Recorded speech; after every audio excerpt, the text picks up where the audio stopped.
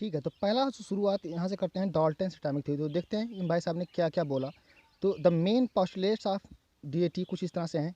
It is based on individuality of the atom, मतलब एक atom को डिवाइड नहीं किया जा सकता। इसी कॉन्सेप्ट पे ये जो पूरी पोस्टुलेट है या जो भी इनके द्वारा ये थ्योरी दी गई, ये इसी पे बेस्ड है। ठीक है, कि आप उसे डिवाइड नहीं कर सकते। और क्या क्या बातें उन्होंने बोला, पहला बात उन्होंने क्या बोला, देखो, atoms is the smallest particle of the matter.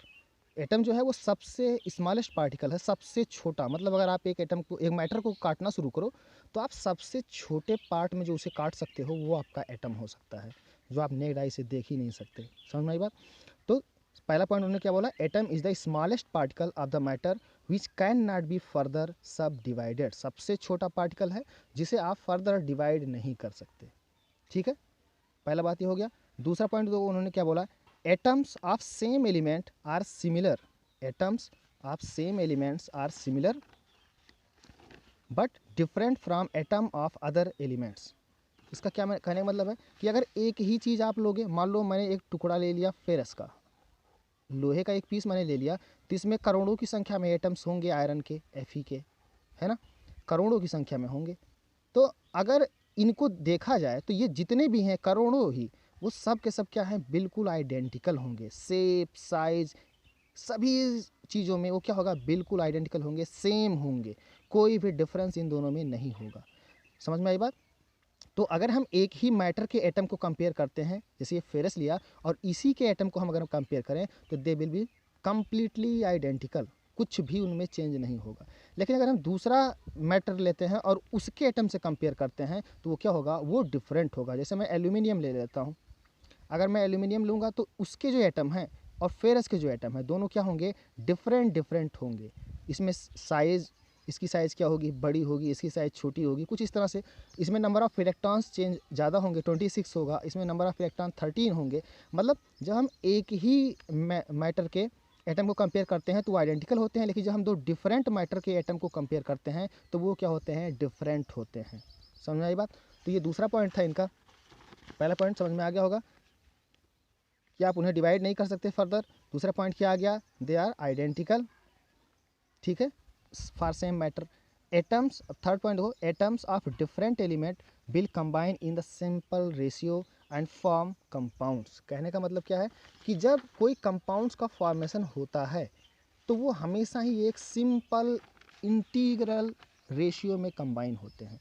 कोई भी एग्जांपल ले लो, कोई भी कंपाउंड आप बनाओ, जैसे इसमें जो मैंने एग्जांपल दिया वो है मैग्नीशियम को मैंने बर्न करा दिया था, किसमें, ऑक्सीजन के प्रेजेंस में, क्या बना था, MgO।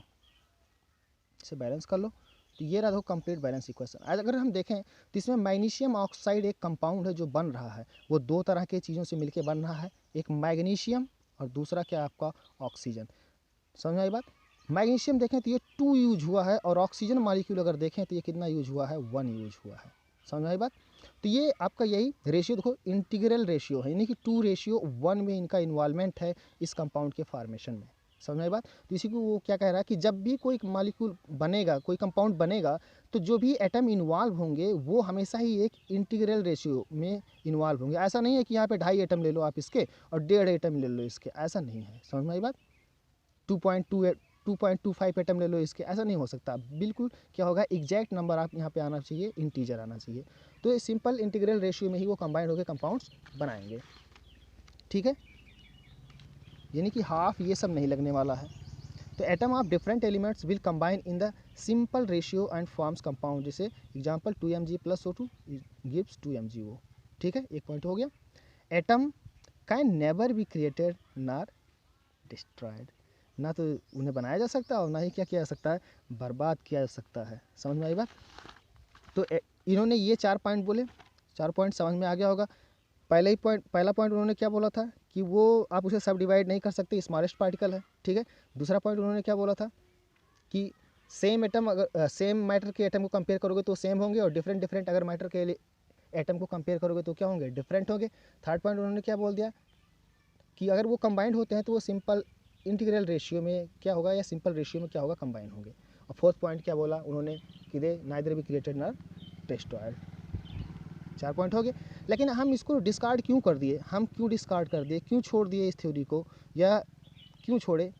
छोड़ने के पीछे वजह क्या थी कि क्योंकि ये सारी चीज़ें क्या हो गई, फेल्ड कर गई। जो भी उन्होंने 4 चीज़ें बोली एक एक करके वो सारे क्या हो गए, गलत साबित हुए। और इसीलिए क्या हुआ, ये थ्योरी जो थी वो क्या कर दी गई, डिस्कार्ड कर दी गई। तो देखो कैसे, all the above postulates are discarded because, पहला हर एक चीज़ का कंक्लूजन, पहला atom can be divided into electron, proton and neutron. जैसे ही डिस्कवरी हुई प्रोटॉन, दो ये थ्योरी कुछ दिन तक चली, 25 साल 30 साल तक चली। जब इन्होंने जो थ्योरी दिया था ये था आपका 1860 में, 1860 के अप्रॉक्स इन्होंने ये थ्योरी दी थी। ठीक है, तो कुछ समय तक चला और उसके बाद क्या हुआ, 1886 में ही 1886 में आपका इलेक्ट्रॉन की खोज हो गई, या जो भी फेमस एक्सपेरिमेंट था हमारा कैथोड रे डिस्चार्ज ट्यूब, वो खोज हो गई। तो कुछ साल तक ये थ्योरी मानी गई होगी, लेकिन जैसे ही आपका साइंस आगे बढ़ा और खोज जारी हुआ, जैसे ही इलेक्ट्रॉन की खोज हो गई तो ये तुरंत क्या हो गया, पहली जो कॉन्सेप्ट, पहला जो इनका पॉइंट था वो क्या हो गया, गलत साबित हो गया। ये गलत साबित हो गया क्योंकि एटम कैन बी फर्दर सब divided into electron, proton and neutron, तो गलत साबित हो गई है। दूसरा point, atom of same element can be different because of existence of isotope. दूसरा पॉइंट उन्होंने क्या बोला था, दूसरा पॉइंट उन्होंने बोला था कि अगर हम कोई एक मैटर लेते हैं, एक एलिमेंट लेते हैं, तो उसके जो एटम होंगे वो क्या होंगे, बिल्कुल सेम होंगे, आइडेंटिकल होंगे। लेकिन क्या ये सही है, बिल्कुल नहीं। क्यों, क्योंकि जैसे ही आइसोटोप्स की खोज हुई तो हमें पता चल गया कि हाइड्रोजन अगर है, जैसे 1H1 1H2 और 1H3, दो तीनों ही क्या हैं आपके, हाइड्रोजन हैं। लेकिन इसका एटम जो है छोटी साइज़ का, ये बड़ा है, ये और बड़ा है, साइज़ का फ़र्क है, देख लो। तो सेम मैटर के लिए, हाइड्रोजन के लिए, सेम मैटर के लिए एटम में भी डिफरेंट, समझ लो बात को, एटम भी क्या हो सकते हैं, डिफरेंट हो सकते हैं। और बाकी अलग अलग के लिए क्या होगा, डिफरेंट होंगे ही। तो जैसे ही आइसोटोप्स की खोज हुई तो उनका क्या, दूसरा पॉइंट भी क्या हो गया, गलत साबित हो गया। क्योंकि आप देखो तो सेम हो सकते हैं एटम, सेम मैटर के एटम्स जो है वो डिफरेंट भी हो सकते हैं।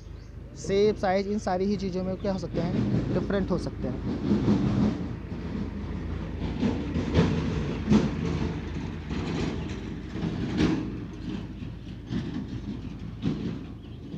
ठीक है, तो इस तरह से उनके 2 पॉइंट डिस्कार्ड हो गए। थर्ड पॉइंट देखो, किसी बच्चे ने पूछा भी था ये चीज़, नॉन स्टिकियोमेट्रिक कंपाउंड्स, या जैसे ही एग्जिस्टेंस में आया, एग्जिस्टेंस का मतलब, थर्ड पॉइंट उन्होंने क्या बोला था कि जो एटम है वो जब कंपाउंड्स बनाएंगे, कोई कंपाउंड्स बनाएंगे तो सिंपल रेशियो में इन्वॉल्वमेंट होगा उनका एक दूसरे में, सिंपल रेशियो में ही कंबाइन होंगे। ठीक है, तब जाके कंपाउंड्स आपका बनेगा। ऐसा है नहीं कि वो फ्रैक्शन में इन्वॉल्व हो जाए, आधा मॉलिक्यूल इन्वॉल्व हो रहा है, ऐसा नहीं हो रहा है। ठीक है, तो उसका जैसे ही नॉन स्टिकियोमेट्रिक, ढेर सारे खोज जब हुई आगे तो पता चला कि ऐसे कंपाउंड्स भी एग्जिस्ट करते हैं जो सिंपल रेशियो में इन्वॉल्व नहीं है। यहाँ पे देखो फेरस है जिसका 0.93 एटम जो है यूज हुआ है एक ऑक्सीजन के साथ, Fe 0.93 ऑक्सीजन, समझ पाए ना बात को। तो ऐसे कंपाउंड्स को क्या बोला जाता है, नॉन स्टिकियोमेट्रिक कंपाउंड्स, क्योंकि स्टिकियोमेट्रिक मतलब होता है जो सिंपल रेशियो में इन्वॉल्वमेंट हो जिनका। ठीक है, यहाँ पे इंटीजर वैल्यू जिसमें हो, और नॉन का मतलब क्या होगा कि वो फ्रैक्शन में इन्वॉल्व है। तो यहाँ पे देख लो Fe जो है वो 0.93 ओ, ऐसे ढेर सारे कंपाउंड्स की खोज हुई, ढेर सारे, पूरा आपको मिलेगा पढ़ने के लिए आगे। ऐसे कंपाउंड्स की खोज हो गई।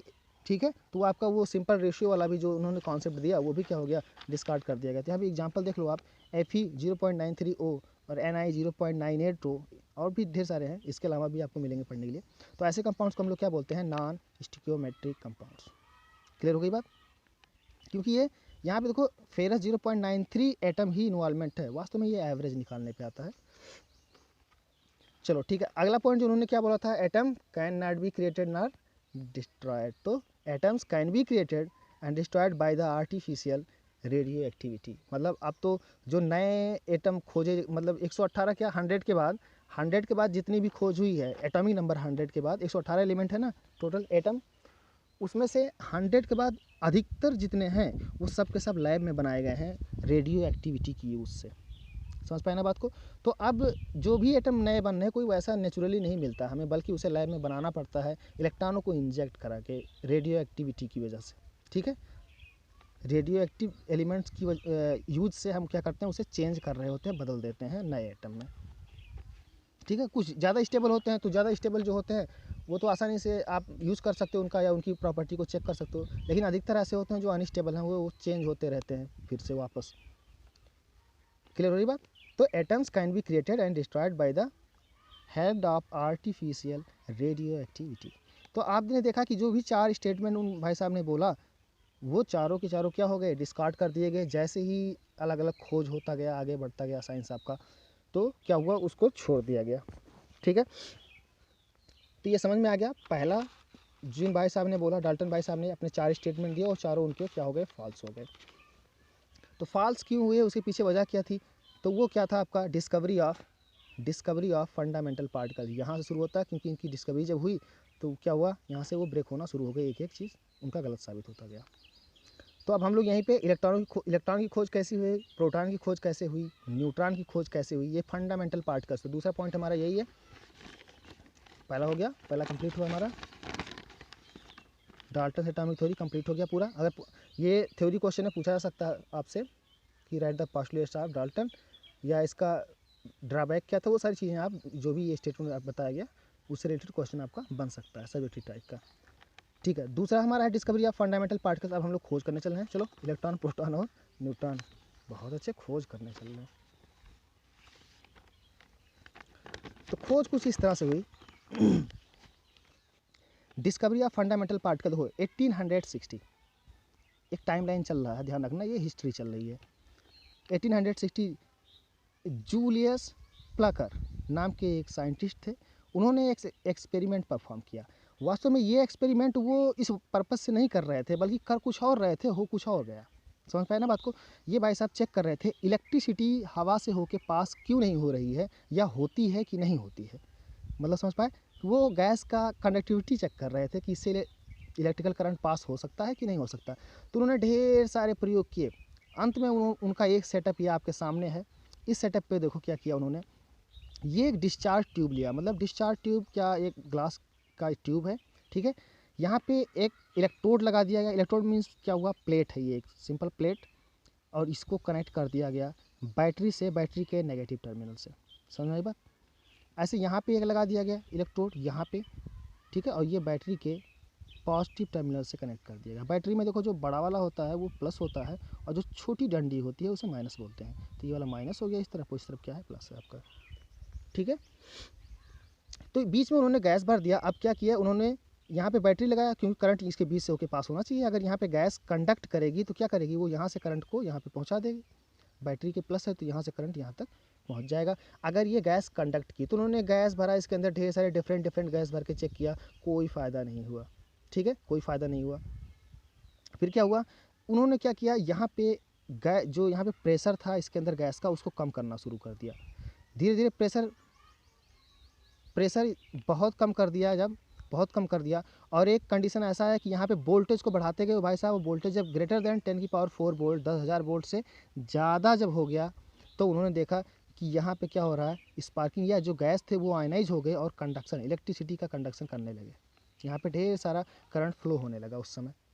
तो उनके इस कंडीशन पे, कंडीशन क्या था उनका, कि जो अंदर का प्रेशर है वो बहुत ही कम है, 10⁻² टू 10⁻⁴ ATM या mmHg, ठीक है। इतना तक प्रेशर उन्होंने कर दिया था, बहुत ही ज़्यादा कम, वैक्यूम का लगभग क्रिएट कर दिया इसके अंदर, जो भी गैस भरा। और बैटरी का जो वोल्टेज था वो बहुत हाई रखा उन्होंने। तब उन्होंने क्या देखा कि यहाँ से कंडक्शन शुरू हो जाता है, ठीक है, क्लियर है बात? तो उन्होंने इस तरह से किया, और इस पॉइंट पे इसको चेक करने के लिए यहाँ पे उन्होंने क्या किया, यहाँ पे कि इधर से अगर कोई चीज़ निकल रहा है तो इधर आके हमें पता चले कि क्या चीज़ है वो निकल रहा है। तो उन्होंने क्या किया, यहाँ पे जो ग्लास देख रहे हो रेड कलर का जो मैंने कर रखा है, यहाँ पे ये कोटिंग कर दी गई। यहाँ पे एक जिंक सल्फाइड की कोटिंग कर दी गई है। ये ग्लास सेटअप समझ में आ गया होगा आपको।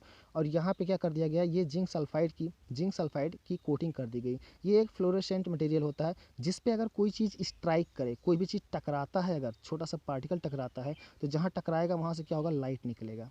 एक ग्रीन लाइट, मतलब चमकीला हरा कलर का, यहाँ से स्पॉट, जहाँ भी वो टक्कर होगी वहाँ पे, वहाँ से वो लाइट निकलेगा। तो उसे क्या बोलते हैं, फ्लोरेसेंस, ठीक है। तो जिंक सल्फाइड की यहाँ पे कोटिंग कर दी गई। ये क्या सेटअप समझ में आया, और इनका कहानी क्या था ये भी समझ में आ गया हो कि हाँ ये कर क्या रहे थे, ये इलेक्ट्रिकल कंडक्शन चेक कर रहे थे गैस का, ठीक है। जब पढ़ लेते हैं 1 मिनट के अंदर। Julius Plucker was studying the conductivity of gases, he found that generally gases are bad conductor of electricity. Generally मतलब वो बिल्कुल कंडक्ट नहीं करती, but he found that when he created very low pressure 10⁻⁴ mmHg in the discharge tube, मतलब लगभग यहाँ पे vacuum create कर दिया गया tube, and applied very high voltage 10⁴ volt और more, then he found that gases start conducting electricity because they ionize, and ये wave moves from cathode to anode.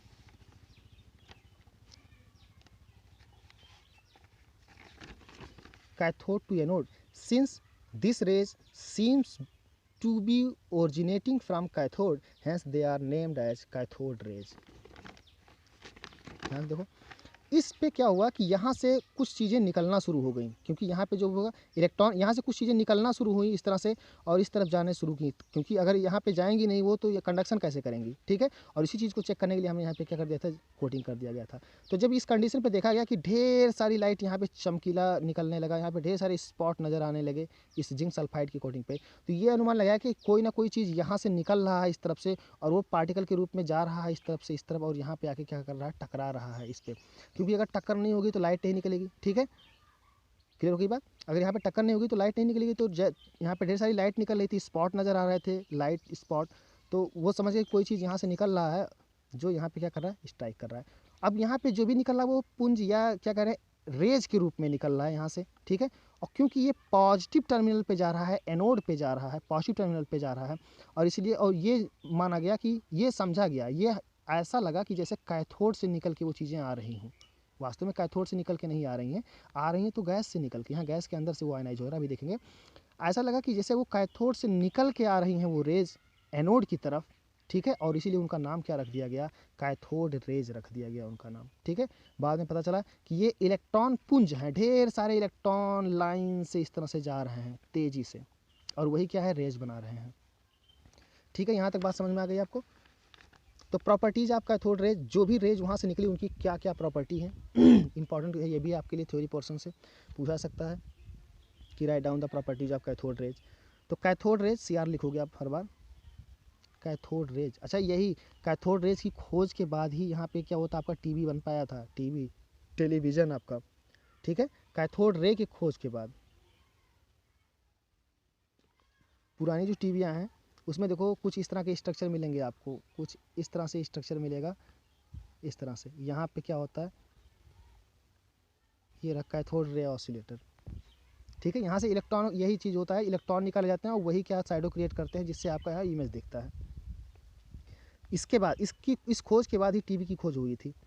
CR cathode rays travels in straight line with very high velocity and produces shadow of the object placed in their path. जैसे sunlight होता है ना, sunlight shadow create करता है, क्यों shadow create करता है, क्योंकि वो स्ट्रेट लाइन में चलता है, जो स्ट्रेट लाइन में चलेगा उसके सामने अगर कुछ आ गया तो पीछे पहुंच नहीं पाएगा, और इसलिए वहाँ पे क्या ब्लैक कलर दिखेगा।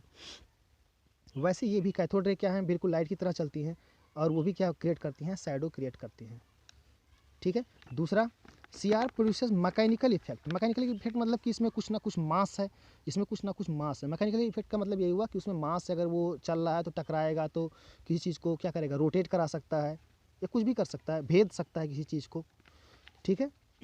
तो CR produces mechanical effect, and if a small paddle wheel is placed in their path it starts rotating, that shows they are material particle. अगर छोटा सा यहाँ पे पैडल व्हील लग दिया जाए, यहाँ बीच में पैडल व्हील, बहुत ही छोटा सा फ्री पैडल व्हील, जो जिसका फ्रिक्शन बहुत ही कम हो, ये थोड़ा सा भी कोई चीज़ इस पर टक्कर करे तो ये रोटेट करने लगेगा, यहाँ टकराएगा तो क्या होगा, रोटेट करेगा ये, ठीक है। तो ये मैकेनिकल इफेक्ट है इसका, कि इसका मतलब क्या हुआ कि उस जो भी पार्टिकल यहाँ से निकल रहा है, जो भी रेज निकल रही है, उसमें कुछ ना कुछ क्या है, मास जरूर है।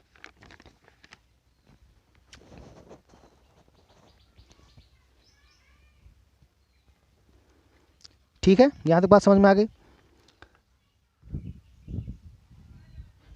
अगला जो हमारा है वो when electrical and magnetic field are applied to cathode rays in the discharge tube, rays are deflected towards positive plate of the field, which indicates that cathode ray consists of negatively charged particle called electron। क्योंकि यहाँ से देखो, जब वो यहाँ से electron निकले, यहाँ से इलेक्ट्रॉन जो भी चीज़ निकला, हम इसको चेक करना चाहिए, क्योंकि ये एनोड की तरफ गया, पहली बात तो प्लस की तरफ भागा, और इसलिए उसको कैसा होगा, नेगेटिव चार्ज होगा, पहली बात तो क्लियर हो गई। और दूसरी बात, यहाँ पे हमने इलेक्ट्रिक फील्ड लगा के देख लिया, यहाँ पे इलेक्ट्रिक फील्ड लगा दिया ऊपर नीचे इस तरह से प्लस माइनस करके, ठीक है। तो वो इलेक्ट्रॉन क्या होगा, डिफ्लेक्ट होंगे, नेगेटिव क्या होगा, पॉजिटिव प्लेट की तरफ डिफ्लेक्ट हो जाएगा, झुक जाएगा या उसकी तरफ चला जाएगा अट्रैक्शन फोर्स की वजह से। तो वही कहा जा रहा है, when electrical and magnetic field are applied to cathode ray in the discharge tube, rays are deflected towards positive plate of the field, which indicates that CR consists of negatively charged particle called electron। और जो भी वो particle थे उनका नाम क्या रख दिया गया, वहाँ पे इलेक्ट्रॉन रखा गया। ठीक है, क्या एक्सपेरिमेंट समझ में आया, ये कहानियाँ समझ में आ गई कि इनका क्या नाम रख दिया गया, इलेक्ट्रॉन रख दिया गया। चौथा देखो, दे क्रिएट्स, और ये क्या करते हैं, दे क्रिएट्स फ्लोरोसेंस, मतलब यहाँ पे चमक जनरेट करते हैं, टकराते हैं तो। Cathode ray penetrate through thin sheet of aluminium और मेटल्स, क्या होता है वो भेद के निकल जाता है। जैसे यहाँ पे ये था, यहाँ पे स्ट्राइक करने के लिए क्या करना पड़ेगा, इस पतले से प्लेट को भेद के निकलना पड़ेगा इसे। तो ये क्या करता है, एक मेटल को भी क्या कर सकता है, भेद सकता है, पतला अगर है वो तो।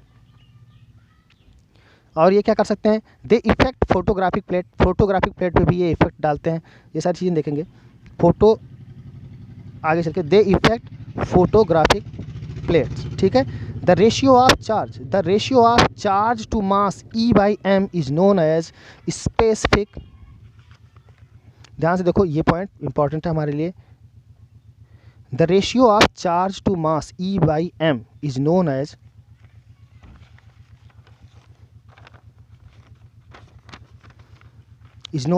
specific charge is same for all cathode rays irrespective of the gas used in the tube। इसका मतलब क्या है, इसका मतलब सीधा है कि पहली बात तो एक टर्म यहाँ पे डिफाइन किया गया, टर्म हमारा क्या है, स्पेसिफिक चार्ज किसे कहते हैं, स्पेसिफिक चार्ज। स्पेसिफिक चार्ज जो आपका होता है वो आप क्या करते हो, चार्ज टू मास रेशियो को बोलते हैं।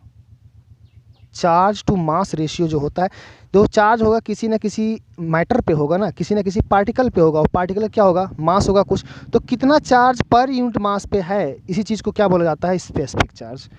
ठीक है, तो ये देखा गया कि इसमें जो भी रेज निकल रही हैं उनका जो स्पेसिफिक चार्ज है वो कांस्टेंट है। कांस्टेंट मतलब ये हुआ कि ये अलग अलग गैस अगर आप डालोगे तो अलग अलग नहीं आएगा बल्कि सेम आएगा। पहले इसका मतलब क्या, देखो मान लो मैंने हाइड्रोजन गैस डाल दिया तो ये आयनाइज हुआ, उसके अंदर हाइड्रोजन गैस डाला तो ये आयनाइज हो गया, किसमें, H+ में और किसमें, इलेक्ट्रॉन में। ठीक है, दो यहाँ पे तो ये नेगेटिव वाला बन गया हमारा, ये इलेक्ट्रॉन निकला। अगर हम ऑक्सीजन गैस लेते हैं मान लो तो ये भी आयनाइज हो जाएगा, क्या बनाएगा, O2+ बनाएगा, प्लस इलेक्ट्रॉन बनाएगा। अगर नाइट्रोजन गैस लोगे तो N2+ और प्लस इलेक्ट्रॉन। ठीक है, तो अगर हम ट्यूब में जो है हाइड्रोजन गैस लेते हैं तो भी ये वाली चीज़ निकल रही है जिसे आप इलेक्ट्रॉन बोल रहे हो। ऑक्सीजन गैस लोगे तो भी वही सेम चीज़ निकल रहा है यहाँ पे ई, और यहाँ भी क्या होगा, ई। समझ में आई बात।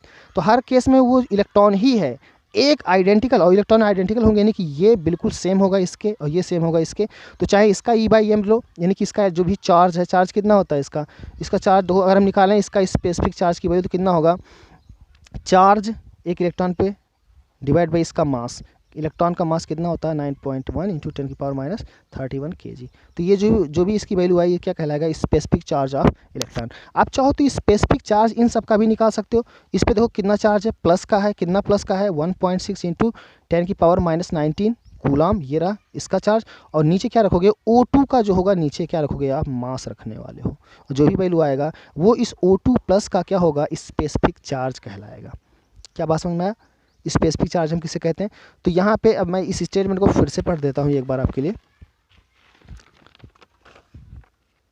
देखो, the ratio of charge to mass, that means E/m, या इसे Q/m कर लो, इसे कर लो Q/m। Q/m इज नोन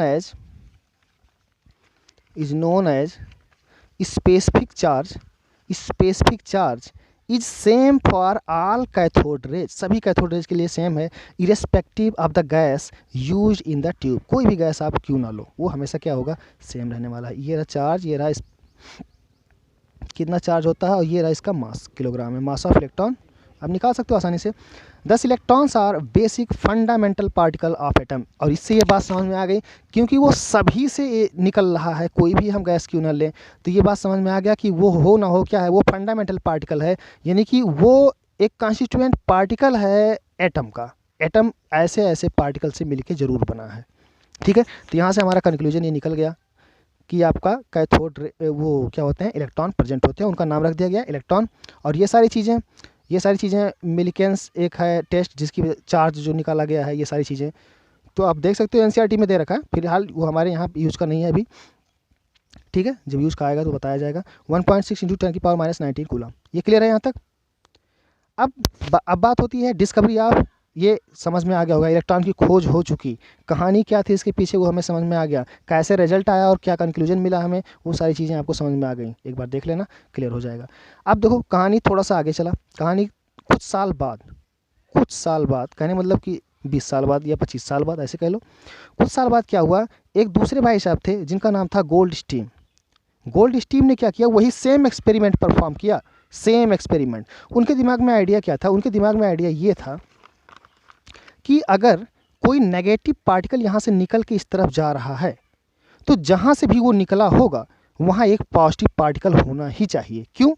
क्योंकि जो एटम होता है ओवरऑल वो अपने आप में ही इलेक्ट्रिकली न्यूट्रल होता है। कोई भी एटम अगर हम लें, सोडियम लेते हैं तो ये क्या होगा, इलेक्ट्रिकली न्यूट्रल है, अकेला अगर है, ठीक है, इलेक्ट्रिकली न्यूट्रल है, ये पूरे में कोई भी चार्ज इस पर नहीं है। लेकिन जब ये आयनाइज हो गया तो Na+ बनाया और दूसरा क्या बनाया, इलेक्ट्रॉन। इस इलेक्ट्रॉन की तो खोज हो गई, लेकिन इसी के साथ ही एक क्या था आपका, एक प्लस वाला भी तो था, तो इसको कोई ध्यान नहीं दिया, ठीक है, उस समय ध्यान नहीं दिया गया, इलेक्ट्रॉन की खोज हो गई, बड़े खुश हुए सब।